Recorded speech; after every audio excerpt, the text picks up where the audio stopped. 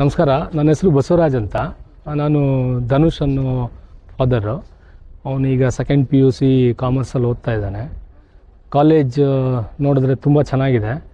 ಮತ್ತು ಲೆಕ್ಚರ್ಸ್ ಆಗಲಿ ಅಥವಾ ಪ್ರಿನ್ಸಿಪಲ್ ಆಗಲಿ ತುಂಬ ಅವರೇ ಸೆಲ್ಫ್ ಇಂಟ್ರೆಸ್ಟ್ ತೊಗೊಂಡು ಮಕ್ಕಳಿಗೆ ಏನು ತೊಂದರೆ ಆಗ್ತಾಯಿದೆ, ಏನು ಹೇಳ್ಕೊಡ್ಬೇಕು, ಯಾವ್ಯಾವ ಥರ ಅವ್ರನ್ನ ಗೈಡ್ ಮಾಡಬೇಕು ಅಂತ ಎಲ್ಲ ಲೆವೆಲಲ್ಲೂ ಅವ್ರು ಗೈಡ್ ಮಾಡ್ತಾಯಿದ್ದಾರೆ. ಸೊ ಪೇರೆಂಟ್ಸ್ಗೂ ಅಷ್ಟೇ ಟೈಮ್ ಟು ಟೈಮು ಇಂಟಿಮೇಟ್ ಮಾಡ್ತಾರೆ, ಏನು ನಡೀತಾ ಇದೆ, ಅವರು ಹೊರಟ್ರಾ ಬಂದ್ರಾ ಅಲ್ಲವೇನಾದರೂ ಪ್ರಾಬ್ಲಮ್ ಆಗಿದೆಯಾ ಎಲ್ಲನೂ ಅಪ್ಡೇಟ್ ಮಾಡ್ತಾರೆ.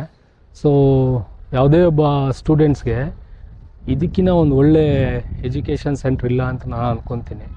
ಯಾಕೆ ಅಂತಂದರೆ ಇದು ಹೇಳ್ಬೋದು ಅಷ್ಟೇ, ಏನು ಆಗ್ತಾಯಿಲ್ಲ ಅಂತ. ಬಟ್ಟು ನಿಂತು ಮಾಡಿ ಅದನ್ನು ಎಲ್ಲರಿಗೂ ಓಕೆ ಆಗೋ ಥರ ನಡ್ಸ್ಕೊಂಡು ಹೋಗೋದು ಒಂದು ದೊಡ್ಡ challenge.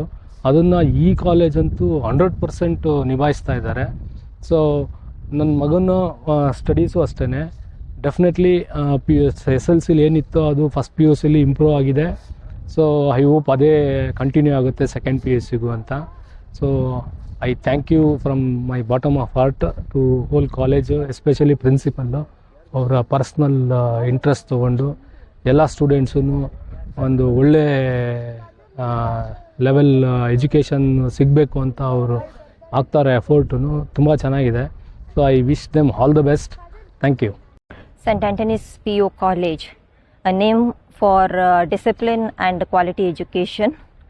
It has a good campus, provides good environment to all the students to focus on studies.